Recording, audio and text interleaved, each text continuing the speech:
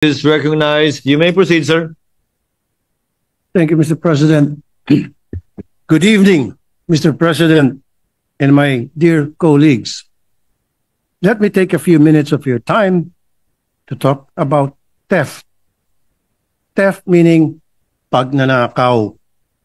Ang pagnanakaw ay isa sa pinakalumang krimen sa ating mundo. Panahon pa ni Moises, nasa Ten Commandments na po yan. Thou shalt not steal. Thou shalt not covet your neighbor's goods. At sa revised penal code naman, ang theft ay ang pagkuha ng gamit na hindi sayo na walang pahintulot sa nagmamay-ari dahil sa pagnanasang makalamang. Tulad ng isang shoplifter, hindi mo pwedeng kunin ang paninda nang hindi ka nagbabayad dahil makukulong ka. Ang snatcher, pinaparusahan din dahil kinukuha niyang hindi sa kanya. Ito po ang mga pangkaraniwang theft na alam natin. But Mr. President and dear colleagues, let me paint a different kind of theft affecting our people that's more dangerous than our regular theft. Ang tinutukoy ko po ang wage theft. When I joined the Senate, this was one of the first bills I filed. It is because among the many complaints I receive in my program, ito po ang pinakatalamak. Araw-araw, daan-daan po ang nagreklamo tungkol sa hindi pagbayad ng sapat na sweldo at mga benepisyo sa mga empleyado. Employers and companies think that they are giving the proper wage at the proper time is optional. They think na may utang na loob sa kanilang mga empleyado, kaya dapat intindihin daw na lang nila kung kulang o delayed ang sweldo. Sa akin pong palagay, isang uri po ito ng pagnanakaw na hindi nalalayo sa snatcher at shoplifter. Bakit po? Kasi kinuha nilang oras at pagod ng mga empleyado nila nang walang bayad. Ito po ay parang shoplifting. Ang sweldo at mga benepisyo na pagmamay-ari ng mga empleyado ay kinukuha ng kumpanya. Ninanakaw in short. Hindi po ba parang snatching ito? Ang mga kumpanyang ito ay ang mga tinatawag kong mga sosyal na mandurukot, sosyal na mga kawatan, sosyal na mga magnanakaw. Alam ko po na may mga batas tayo tungkol sa hindi pagbayad ng tamang sahod at mga benepisyo, pero hindi po ito sapat. Ang mga penalty of fines ay tinatawanan lang ng mga kumpanya na nagpapasahod sa ating mga kababayan. Alam kasi nila na kailangan ng mga tawang trabaho at mas magastos pa ang magsampa ng kaso sa DOLE. Hindi po patas ang batas natin. Kung ang katulong o kasambahay ay nagnakaw, qualified theft agad at unbailable. Pero kapag ang kumpanya o ang amo ay nagnakaw ng sweldo sa kasambahay o sa ordinaryong empleyado, kadalasan compliance order at fines lang. Di po ba? Hindi tama. We need to level the playing field. Upang alamin po ang kalagayan ng ating mga manggagawa, nagsagawa ako ng mga ocular inspection habang tayo po'y nasa recess. Hindi po ako makapaniwala sa aking mga nadiskubre. Sa 11 kumpanya na napuntahan ko, 10, again, sa 11 kumpanya na puntahan ko, 10 ang may mga labor violation sa pagpapasweldo. Malaking kumpanya po ang aking mga napili dahil din sa mga reklamo na natanggap namin online tungkol sa iba't ibang labor standards violations. Sa totoo lang po, Mr. President, ang una kong pakay ay makitang kondisyon ng mga trabahador sa mga kumpanya at malaman kung may kailangang ba i-adjust sa kanilang mga sweldo. Pero nalungkot po ako na hindi pa ito ang pinakamalaking problema nila. May dalawang pakana itong mga kumpanya upang maiwasan ang pagbayad ng tamang minimum wage. Una, sa halos lahat po ng food manufacturing companies na pinuntahan ko, may pinatutupad silang tinatawag na pakyawan o piece rate. Ano po ang pakyawan? Ang pakyawan ay ang pagbayad sa empleyado depende sa dami ng natapos niyang trabaho. Kung titingnan po ang batas, walang masama sa pakyawan kasi garantisado dapat na may minimum wage ang mga magagawa. Pero sa pagkausap ko sa mga tao, kinailangan nila magtrabaho na mahigit 12 oras o higit pa para maabot ang minimum wage. Sa normal na 8 oras, ang inuwi lamang nila ay pumapatak sa 3 hanggang 400 piso. Ibig sabihin, itong mga mandarambong na empleyado na nagpapatupad ng pakyawan ay nagnanakaw ng hanggang 4 na oras na overtime para sa kanilang mga pobre manggagawa. Nung pinost ko po ito online, mas madami pang lumabas na mga sumbong. Mahigit 50 po ang nagsabing ganon din ang kalakaran sa kanilang kumpanya. Ito po ay mula sa mga taga Bulacan, NCR at Kamanaba. Ang nakakagalit pa ay ang kakapalan ng muka ng mga kumpanya na ito dahil wala sila mga piece rate order mula sa Regional Tripartite Wages and Productivity Board. Yung isa meron, pero 2019 pa expired.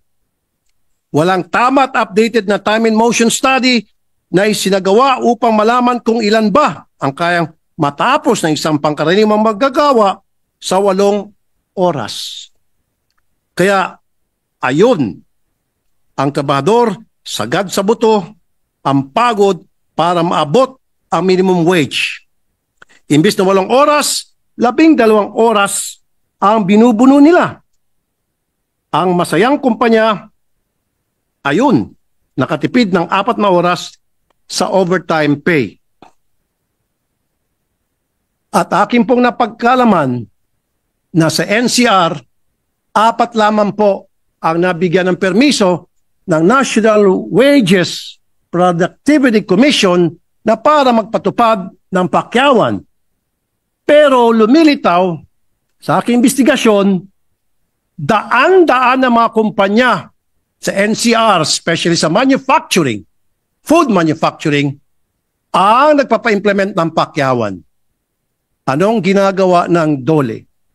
DOLE, natutulog kayo sa kangkungan. Kung sino man ang sekretary ng DOLE, dapat siguro mag-resign ka na o dapat masama ka sa papalitan sa reshuffle na nangyari ngayon sapagkat para sa akin, ikaw ay isang inutil. Command responsibility, ika nga. The people is as good as its leader. Kung palpak ang mga tao, ibig sabihin, nagmula yan sa pagmamana nila sa palpak na leader. Pangalawa, na-discover ko na ang daming mga manufacturing companies na nagpapasweldo base sa sinasabing apprenticeship program ng TESDA, kaya ang sweldo ng trabahador ay below minimum wage or 75% lamang ang binabayaran. Pinagtataka ko po, paano naging apprenticable ang pagbabalot ng chichirya at pagsala ng mani? Again, pinayagan ng TESDA na magkaroon ng apprenticeship program ang mga kumpanya na supposed to be para lamang ito sa mga highly skilled position, highly skilled technical positions. Pero ang pagbabalot ba ng chichirya at pagsala ng mani is that highly skilled position. Again, may kalokohan sa TESDA. Kung sino man namumuno dyan sa TESDA, siguro magbalot-balot ka na o mag-isip-isip ka dahil aaraw-arawin kita hanggat hindi nyo naayos tong problema. Masarap pagbulbulin ang ulo ng taga-TESDA at ang ulo ng taga-DOLE kung sino may mga namumuno dyan, pasintabi po.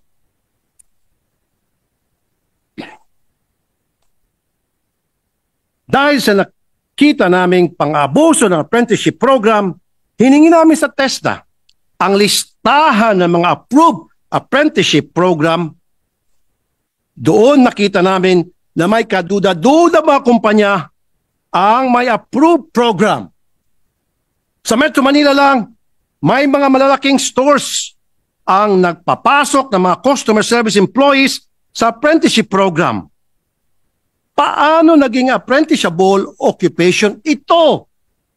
Na sinasabi again, apprenticeable program sa TESDA supposed to be a highly technical skills.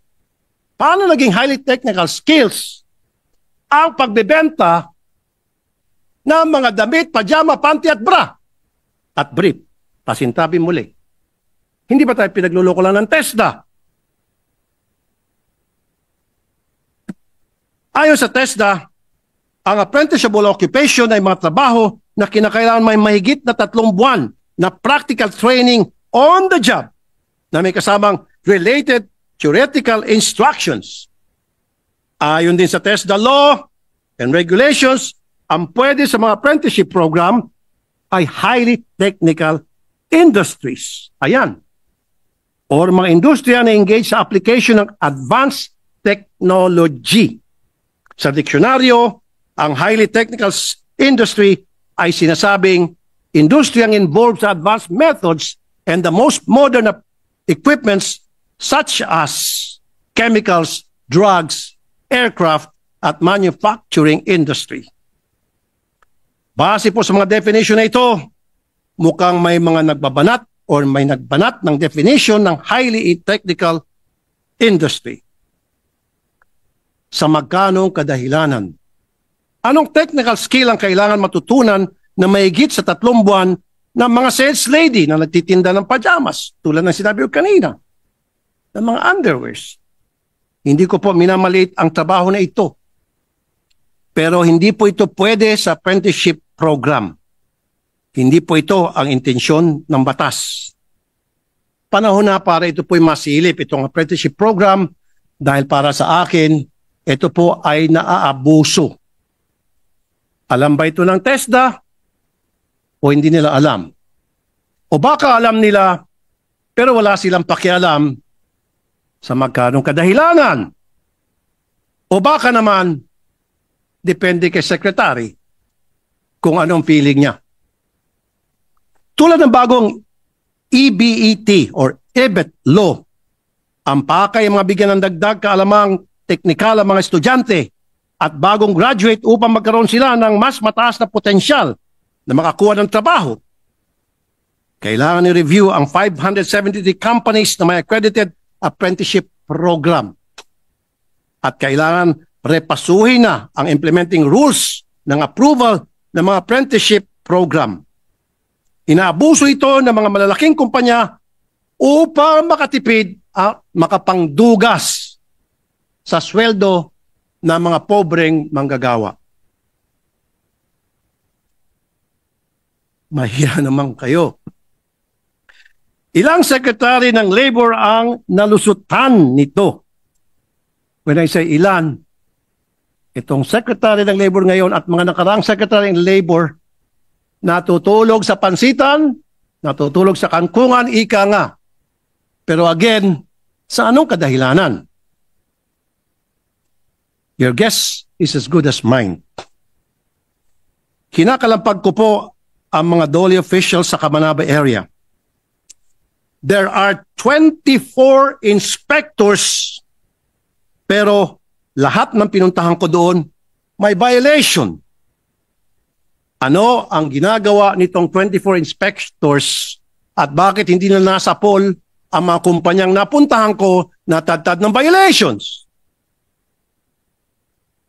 Kusa nyo dapat sinisiguro, mga DOLE inspectors ng ating mga batas ay napapatupad ng tama. Ano pa po ang isipin ko at ng ating mga kababayan? sorry again, di po ba ang isipin ng marami, kayo po ay nasuhulan? Dito ko po sinasabi palagi, the rich becomes richer, the poor becomes poorer. Ang mga mayayaman, lalong yumayaman dahil sa pag-api at pagnakaw sa mga may hirap na mga manggagawa. Puro padrinong umiral. Mr. President, meron na akong saglit na kwento.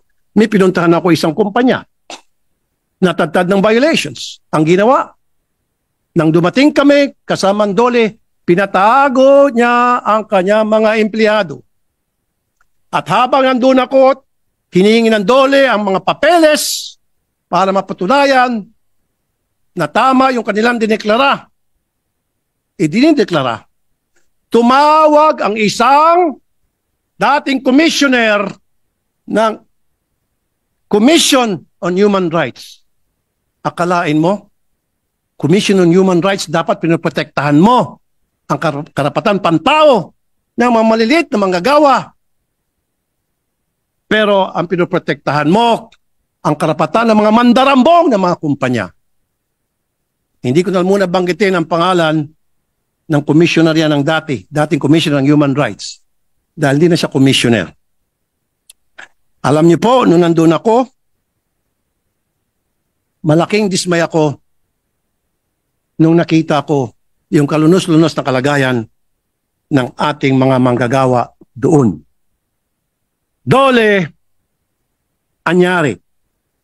Isa lang po masasabi ko, kung anong puno, siyang bunga. Kulang sa maayos na leadership ang Dole.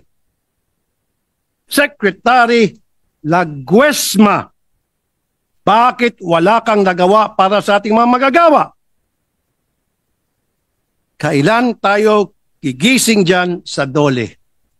O sasabihin ko, hoy, Secretary Laguesma, gising! Isa pang pinaka-inutil na pagpapatakbo ninyo dyan, itong implementation ng Government Internship Program o GIP.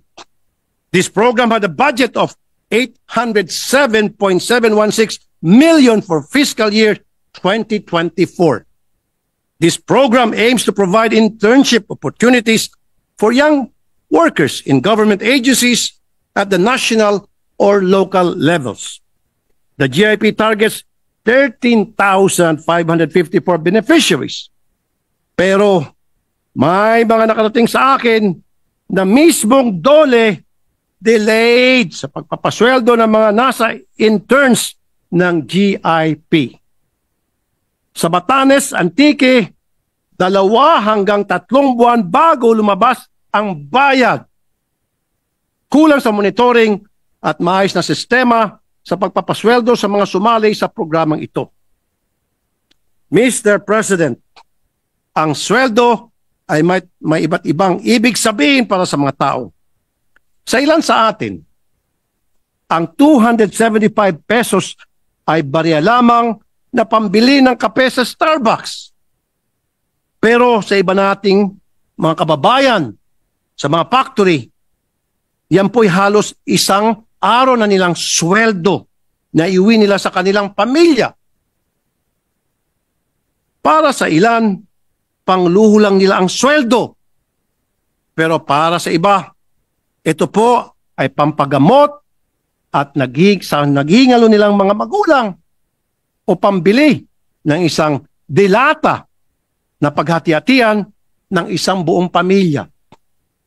The lack of proper and timely wage goes into the very well-being of our countrymen. Ang dami po sa ating mga kawani ang apektado ng hypertension, cancer, at diabetes, and even kidney. At ayon po sa UNICEF, the Philippines faces a triple burden of malnutrition and micronutrient deficiencies. These challenges affect the growth, development, and future opportunities of our people. Ang pinaka-apektado ay mga kabataan, mga anak ng ating mga empleyado na hindi nakakatanggap ng tamang pasweldo dahil sa pang-aapi sa kanila.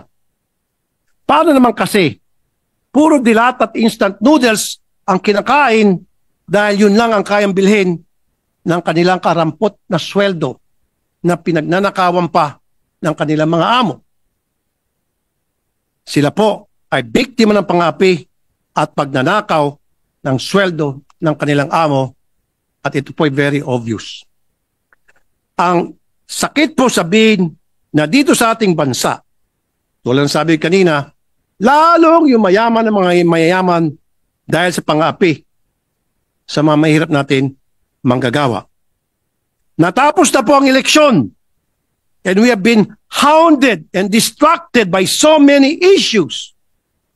But let us remember why we are here. My dear colleagues, there are thousands and thousands and thousands of workers na inaapi even as we speak. Workers who could not help but stay in their abusive companies because they need to feed their families. Our workers deserve better. They are the ones fueling our economy. Kung hindi dahil sa dugo at pawis nila, babagsak ang ating kumpanya. Alangan ba naman po ang mga tycoons at mga may-ari ng mga kumpanya ang magpapatakbo ng kanilang kumpanya kasama ang kanilang mga kamag-anak? Hindi po.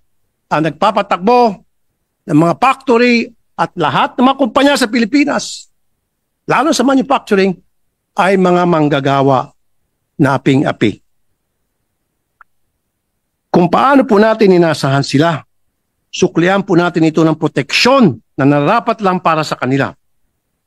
Huwag po natin sila kalimutan sa ating gawaing araw-araw. May God bless us all. Thank you po, Mr. President. Thank you, Senator Tulfo. Duly noted and entered into the records.